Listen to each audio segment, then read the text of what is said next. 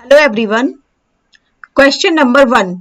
किस आतंकवादी समूह ने 22 अप्रैल 2025 को जम्मू और कश्मीर के पहलगाम हमले की जिम्मेदारी ली? Which militant group claimed responsibility for the April 22, 2025 Pahalgam attack in Jammu and Kashmir? A. Hizbul Mujahideen, B. Jaish-e-Mohammed, C. The Resistance Front TRF या D. I Badr? इसका करेक्ट आंसर हो जाएगा C, the resistance front. The resistance front an offshoot of Lashkar e Taiba claim responsibility for the attack. 22 अप्रैल 2025 को Jammu and Kashmir के Pahalgam area में एक terrorist attack हुआ है जिसमें 28 लोगों की डेथ हुई है। तो इस डेथ के पीछे की रिस्पॉन्सिबिलिटी ली है एक मिलिटेंट ग्रुप टीआरएफ ग्रुप ने, जो कि एक मिलिटेंट ग्रुप है। So the resistance front TRF an offshoot of Lashkar e Taiba claim responsibility for the attack. Lashkar e Taiba LET की शाखा द रेजिस्टेंस फ्रंट टीआरएफ ने हमले की जिम्मेदारी ली है। Target and casualties. The attack occurred in the popular tourist destination of Pahalgam, resulting in 28 fatalities and over 20 injuries, including both Indian and foreign nationals. तो इस attack में क्या हुआ है? इस अटैक में 28 लोगों की डेथ हुई है और 20 से भी ज्यादा लोग घायल हो गए हैं।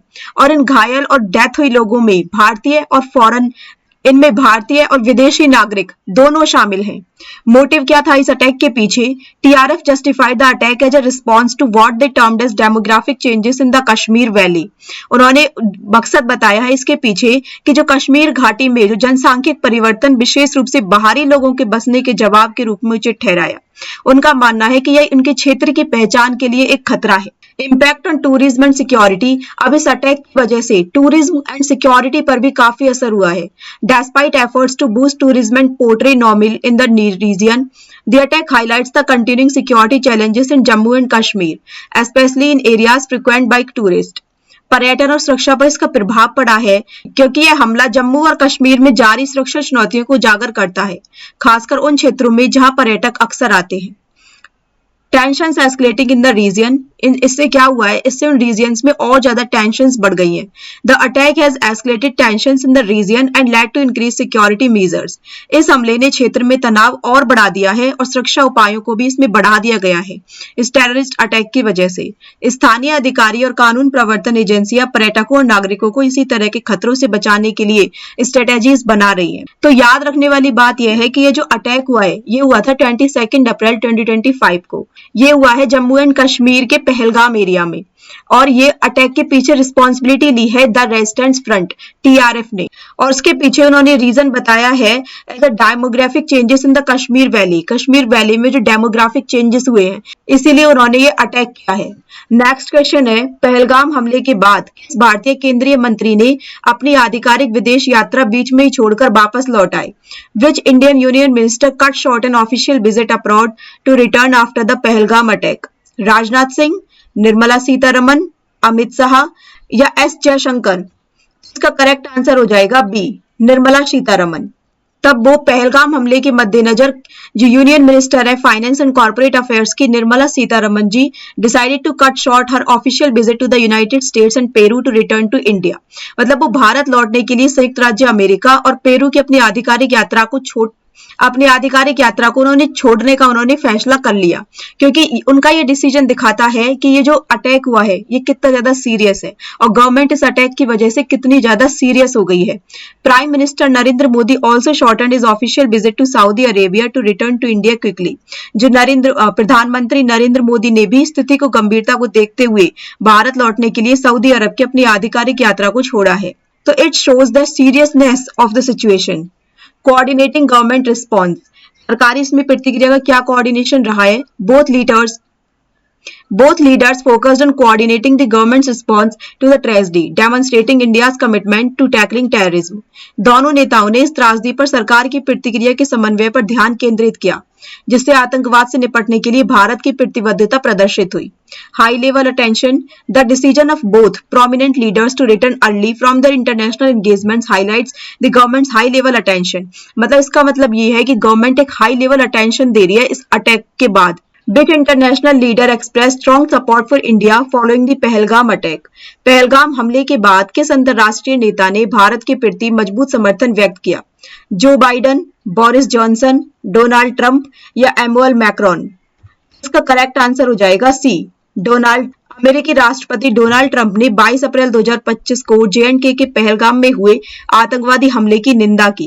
उन्होंने बोला कि यह बहुत ही डीपली डिस्टर्बिंग न्यूज है that cut out of Kashmir. Trump express strong support for India.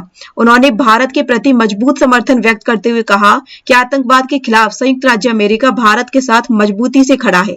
Trump's message was part of a wide and international response with many countries expressing solidity with India and condemning the terrorist attack. Trump का संदेश अंतर्राष्ट्रीय प्रतिक्रिया का हिस्सा था जिसमें कई देशों ने भारत के साथ एकजुटता व्यक्त की और आतंकवादी हमले की निंदा की है। Question number 4, where was the 2025 super cup football tournament held? 2025 super cup football tournament कहां आयोजित किया गया था? मुंबई, कोलकाता, भुवनेश्वर या चेन्नई? तो इसका करेक्ट आंसर हो जाएगा सी, भुवनेश्वर। अभी जो ये टूर्नामेंट हुआ था सुपर कप फुटबॉल टूर्नामेंट, इसको होस्ट किया था ओडिशा ने और ये आयोजित किए गए हैं भुवनेश्वर में। टूर्नामेंट का पहले ओवरव्यू देख। The Kalinga super cup 2025 also known as super cup is India's premier domestic knockout football competition, जिसे सुपर कप के नाम से भी जाना जाता है। ये भारत की प्रमुख घरेलू नॉकआउट फुटबॉल प्रतियोगिता है। It features top-tier clubs from the Indian Super League and leading team from the I-League, serving as a unifying competition across divisions in Indian football. इसमें इंडियन सुपर लीग के शीर्ष स्तरीय क्लब और आई league की अग्रणी team शामिल है। अब इसका सिग्निफिकेंस क्या है? जो विनर होगा कालिंगा सुपर कप 2025 का will secure a spot in the AFC Champions League 2 preliminary round, highlighting the tournament's importance in the Indian football calendar. इसमें जो कलिंगा सुपर कप 2025 का विजेता AFC चैंपियंस लीग 2 के प्रारंभिक दौर में जगह पक्की करेगा, जो भारतीय फुटबॉल कैलेंडर में टूर्नामेंट के इस महत्व को दर्शाता है। क्वेश्चन नंबर 5 है, 21 अप्रैल 2025 को भारत ने किस वैश्विक धार्मिक नेता की मृत्यु पर 3 दिवसीय राजकीय शोक की घोषणा की? On April 21, 2025, India declared a 3-day state mourning period over the death of which global religious leader? Dalai Lama, Pope Francis, patriarch Kirill, Ayatollah Ali Khamenei? तो इसका करेक्ट आंसर हो जाएगा बी, पोप फ्रांसिस। अभी हाल ही में pope Francis की death के बाद एक 3-डे स्टेट मोर्निंग पीरियड की डिक्लेरेशन हुई थी। ऑब्जर्वेंस ड्यूरिंग मॉर्निंग मतलब शोक के दौरान मनाए जाने वाले कार्य क्या हैं? इस अवधि के दौरान भारत भर में उन सभी इमारतों पर राष्ट्रीय ध्वज आधा झुका दिया गया जहां इसे नियमित रूप से प्रदर्शित किया जाता है। उनकी डेथ का क्या कारण बताया जा रहा है? वेटिकन ने पुष्टि की है कि पोप फ्रांसिस की मृत्यु डबल निमोनिया की जटिलताओं के कारण हुई है। इसके ग्लोबल रिएक्शंस क्या क्या मिले हैं? Indian prime minister Narendra Modi express deep sorrow and paid tribute to Pope Francis for his compassion. प्रधानमंत्री नरेंद्र मोदी सहित विश्व नेताओं ने गहरा दुख व्यक्त किया और पोप फ्रांसिस को उनकी करुणा, विनम्रता, शांति और सामाजिक न्याय के लिए उनके प्रयासों के लिए श्रद्धांजलि दी। Indian regional mourning. In addition to the national mourning, several Indian states, including Kerala and Assam, declared their own periods of mourning to honor the pontiff. राष्ट्रीय शोक के अलावा केरल और असम सहित कई भारतीय राज्यों ने पोप के सम्मान में अपने स्वयं के शोक की अवधि घोषित की है।